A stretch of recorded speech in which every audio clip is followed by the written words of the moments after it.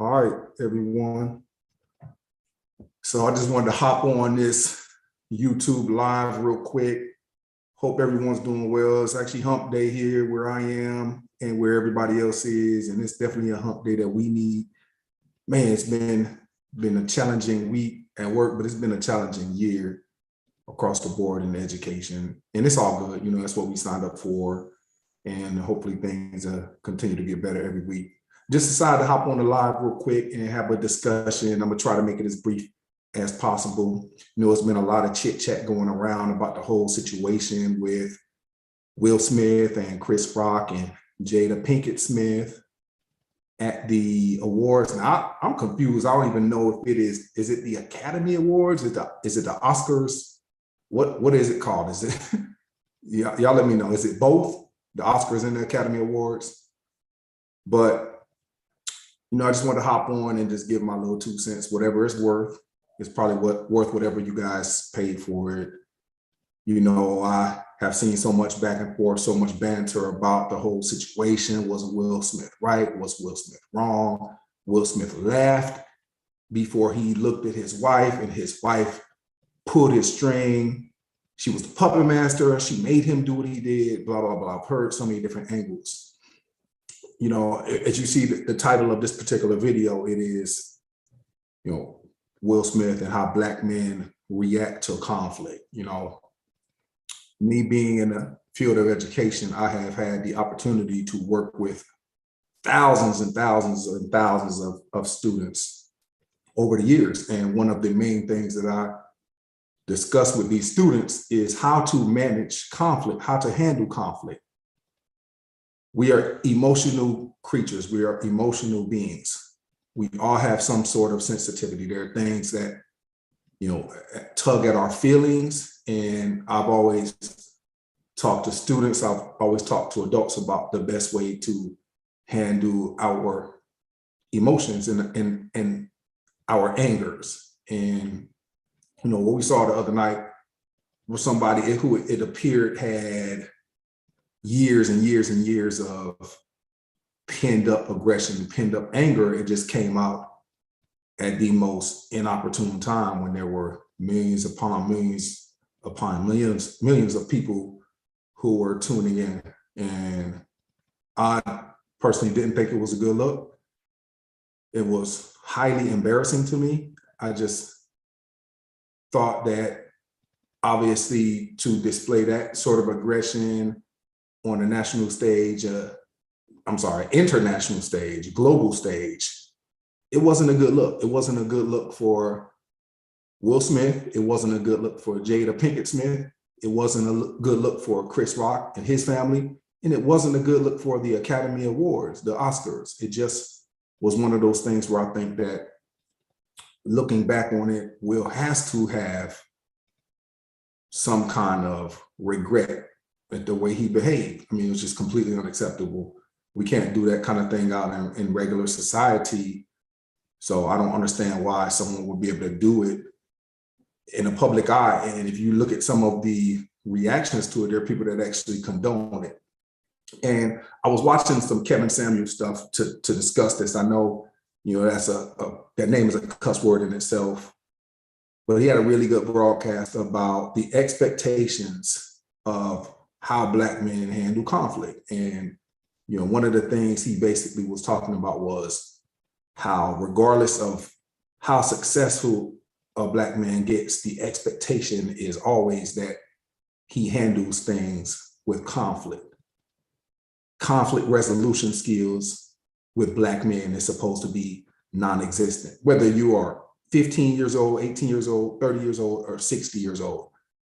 The expectation is always that we resort to violence. And you know, I rebuke that. I think that it is imperative, it's important that we're able to have those conversations amongst each other to be able to comfortably handle conflict. So for instance, you know, people that I've spoken to about this particular situation that have asked me what I would have done. It's simple. Putting myself in his shoes, of course, hindsight's 2020. I can't say exactly what I would have done, but having had experience dealing with conflict in the job that I do on a daily basis, managing student behavior, managing adults, I can say, looking back on what happened that night, that if I were in that particular position, I would have reassured my wife, I'll handle it, baby. I'll take care of it. And what would taking care of it look like? Well, in my particular situation, taking care of it would be me pulling this young man to the side and, kind of educating him on why I'm upset or why my wife is upset, and just letting him know that I didn't think it was cool what he did, and have a dialogue, have an intelligent conversation with this gentleman who I have known for years, and somebody who is there to tell jokes, and somebody who is there to be offensive and who has been offensive his entire life, and which is one reason why he's in the position he's in now. But I would have had that dialogue with him, put him to the side later on, had that discussion. And if he's not willing to open up and be vulnerable with me, and if he's not understanding of what I am approaching him like a man about, then maybe break off the relationship long term. If he's not open and if he's not up for what I'm saying, and he's not going to respect that at that point moving forward, then maybe it's best that we both part ways and we never have any discussions moving forward. He didn't do that. He chose to slap another Black man on national TV. I just think that was highly disrespectful and highly embarrassing, regardless of what Chris Rock said or what he did. In my line of work, I have come across many people, and not only in my line of work, just throughout my life, I have run into many people who have family members, who have fathers, who have uncles, who have cousins who are either dead or who are either in prison for life because of a bad decision that took 5 to 10 to 15 seconds. Not being able to control, not being able to manage emotions, costing their life, cost somebody else his or her life. At the end of the day, it is not worth it. How do we equate what happened on that stage to what happens out there in everyday life? I think it's simple. It's all about managing emotions.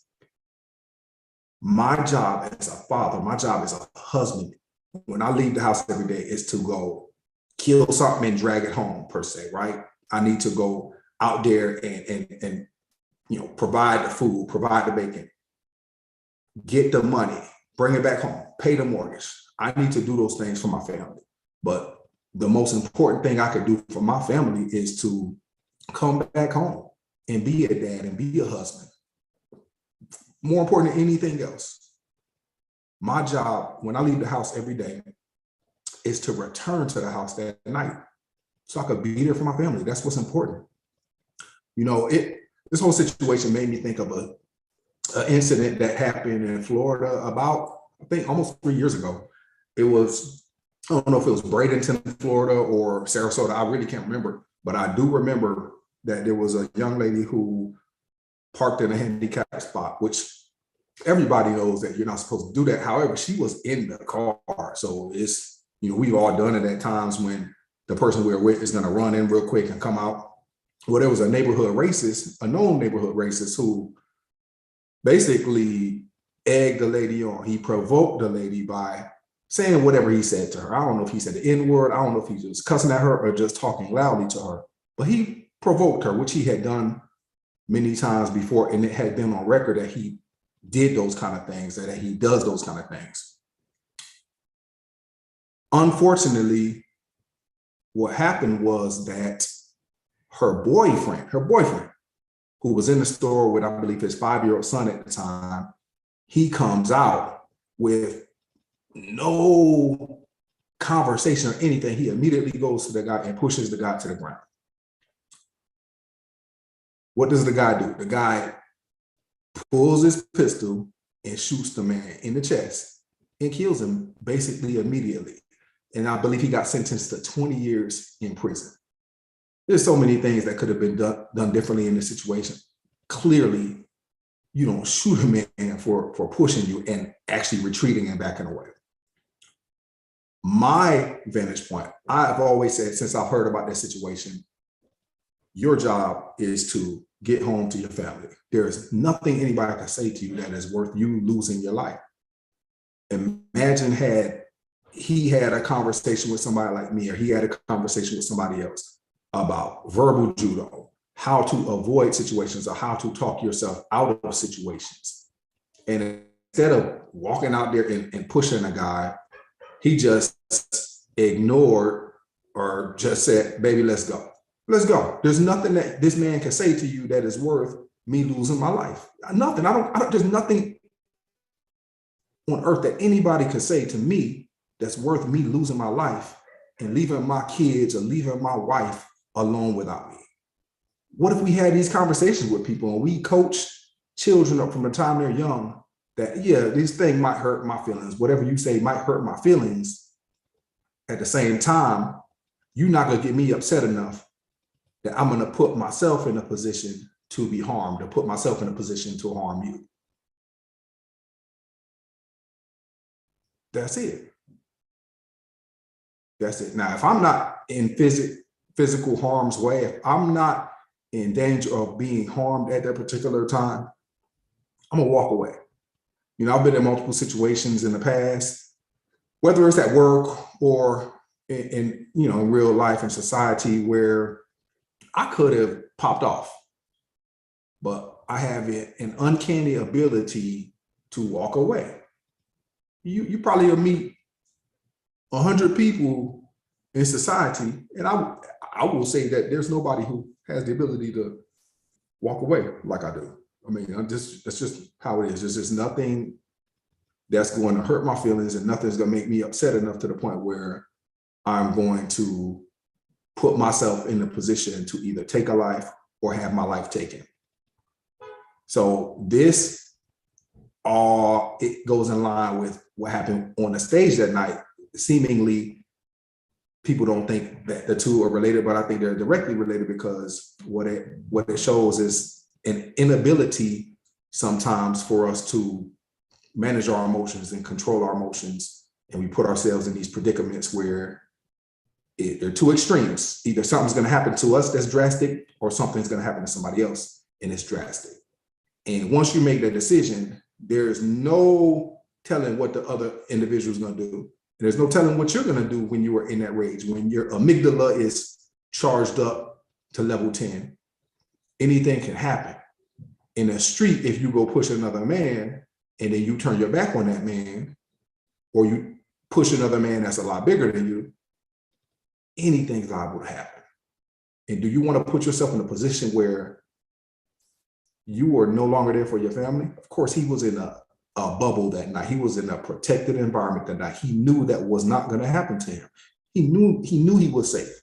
The worst thing that could happen to him would be Chris Rock potentially suing him for millions of dollars and winning. I mean, he did assault the man on international TV, so he would have probably had to pay out whatever was awarded to him. It was a slam dunk case. Of course, Chris Rock didn't press any charges or anything, but I just think it's imperative that we have these conversations, provide training for young men so that when they get older, they understand the importance of being able to walk away. I have sat across from multiple young men who have no father figure, no role model in their lives. And when you sit back and talk to them about it, it causes extreme anger, extreme sadness, extreme disappointment. And I've had conversations with young men who have told me that their father's life was taken over something so trivial, something that could have been controlled by either their father or the individual who took the life of their father. Those kind of things, when I had those conversations with these young men, it hurts me to the core. It's not even just young men, it's young women too. That women, young girls need their fathers just as much, if not more sometimes, than young boys. It's important that we are having these conversations with young men as they grow up to prepare them and let them understand how important it is that they make themselves available for their families. So this whole thing with Will Smith and Chris Rock, it's not about them. It's not about them. I think it's a microcosm of society that we sometimes don't know how to manage our emotions and we take things too far. So what happened on that stage is it's indicative of a lot of the things we see out here in society, and it hurts me. It hurts me to the core. Let me tell you about a personal situation that I had recently. You know, my son, he talking to this young lady, and evidently on IG, there's a group chat going around, and there are, you know, quote unquote threats. Young man is saying things about my son's girlfriend. So my son invites me to the living room to spar with me. And he is kind of surprised that I'm 42 years old and I still got it. And I'm surprised that he's 15 years old and he's a lot better than the last time we sparred when he was 14 years old. So we're both like shocked that each other has the skills that we had at our particular ages. Afterwards, he revealed the real reason why he wanted to spar with me. He wanted to see if he was ready to fight the young man who had been allegedly speaking negatively about his girlfriend. I didn't get angry with my son. I was actually proud of him for letting me know that something was potentially going to go down the next day. And I just calmly put him to the side. I said, son, listen, if you go to that school tomorrow, you get into a fight with this young man, you will lose your job, you will lose your phone, you will be suspended from school, you are going to be sent to the alternative school, and you're going to lose a lot of trust from your mother and I. And I continue to talk calmly to him and tell him all of the cons to him fighting. And one of the main cons is that there's no winner if y'all get into a fight. If you kick his butt, it doesn't matter. You're going to be suspended, you're going to lose your job, you're going to lose your phone, you'll be sent to the alternative school, and that video will probably be out there for the rest of your life. Now, if you get your butt kicked, same thing. You have lost twice because now you are humiliated. That video is going to go around to everybody. Everybody going to think you a chump. Then they probably going to challenge you until you graduate from high school. You will never get over it. And you still going to have all those negative things happen that would have happened had you won the fight. Suspension, losing your job, losing your phone. There was no upside to it. And in this day and age, you never know if a young man that you get into an altercation with is going to bring a gun or a knife to the fight. I've had students lose their lives in altercations. You know, imagine you going into a fair fight and you win that fight and somebody pulls out the piece on you and takes your life away because they couldn't handle being humiliated by losing the fight. There's a lot of chumps walking around like that. I saw a video of a rapper, if I'm not mistaken, get into a fight with someone. It might have been in Chicago. He's kicking this dude's butt. Dude pulls out the strap, blows him away. Right there on camera, right on video. Right on video. So I emphasize the fact that there's nothing that you can get from fighting. And I told them, young Black boys like you, I've seen them. I've seen the humiliation. I've seen the devastation that has been caused by these little altercations. You need to figure out the best way to manage this. So he typed up a message and he told the young man in the group chat in front of everybody else, I got too much to lose. This ain't worth it. Too much to lose. It's not worth it. And as a father, me not necessarily coaching him on what to say, but him saying it himself, that provided, it made me proud. I was more proud than I ever could have been. Now, if he would have went to school the next day and kicked that boy's butt, that wouldn't have made me proud. I wouldn't have said, yeah, good job, son. You did great. If he would have got his butt kicked, I would have been devastated because I know how embarrassed he would have been. So just talk yourself out of things.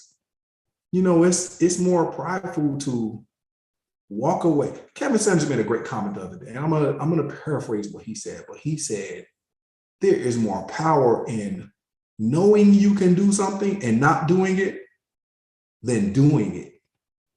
That's powerful. That's powerful, knowing you can go into a fight and win a fight, or knowing you can fight in general and not doing it, but just walking away. That's powerful. Being able to walk away. That's powerful.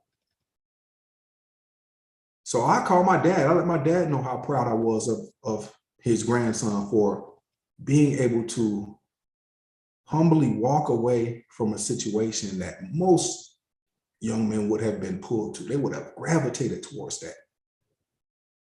But imagine not having the father figure, not having a father who can have that conversation with you and have that dialogue with you and talk you off of the ledge like I was able to do. And unfortunately, so many of our young men do not have that father figure in their lives who can talk to them straight up like a man and let them know this ain't what you're trying to do. This ain't gonna benefit you in the long run.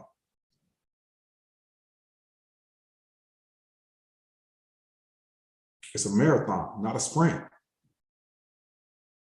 This is for long term. This is for your legacy.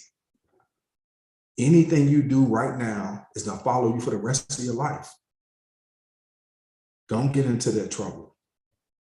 But as a father, as a proud father who has been there with my son almost every day since he's been alive, having that conversation with him and having him be able to sit there and understand what I was saying to him, and having him be able to process things so quickly and understand the negative impact that him making a poor decision like that would have on his life, or potentially have on his life and on the other young man's life as well, and having him reverse course just like that.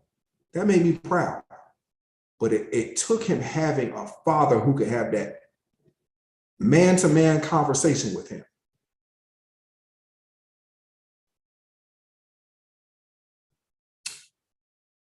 A lot of guys out there would have egged him on. There were people in that group chat who were saying, let's go, let's go. Like there were little Don Kings, or, what's the name?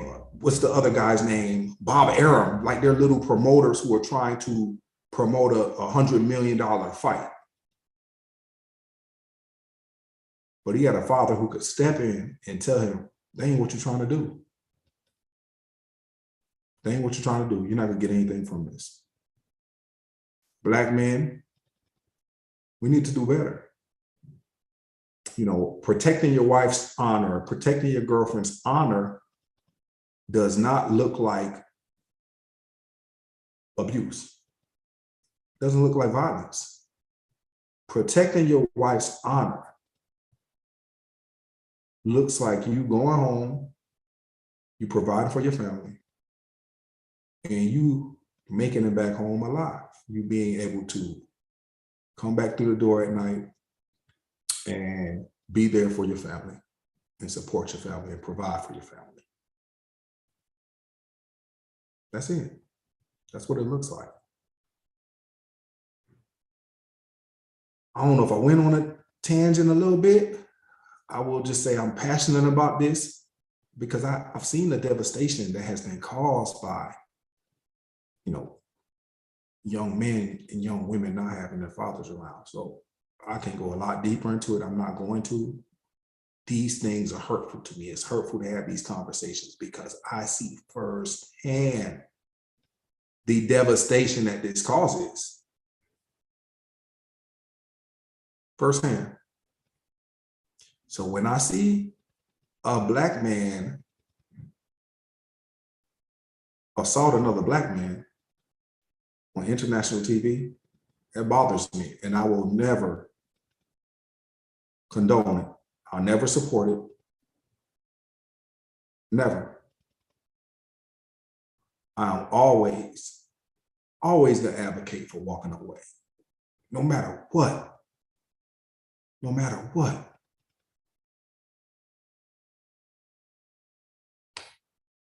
If you tuned in for this live, I appreciate you. And if you tuned in for the live, I know you are a supporter of the channel. We're almost at 1,400 subscribers right now. Still have a long way to go to get to where we need to go. Got a lot of really good content that we've been producing. And obviously, the more people that are subscribed to the channel, the more we can get the word out. You know, most of the things we talk about is about finances. You know, we try to break the taboo of money discussions, not only in the Black community, but just in general. You know, people have a hard time talking to their spouses about money. People have a hard time budgeting. People have a hard time knowing what to do with their finances. And we created this channel to break down those barriers and to educate people and just talk about money and make people more comfortable talking about money and having these money discussions. But sometimes we're going to veer off course. And today was one of those days, you know, when you talk about getting to the bag and building financial legacy and building generational wealth, it's important that you have your family intact to do so. It's important that you have your family intact to do so. So these kind of conversations are important. And we're going to continue to have these conversations, and, you know, whatever the controversial topic, we're going to have it. We're not going to shy away from that. So I appreciate you for continuing to rock with me. Please, please, please, please go back and watch some previous videos. Please share this particular video. And if you're not subscribed to the channel, please feel free to subscribe to the channel. And I love you guys. Thank you so much for your support. I am out.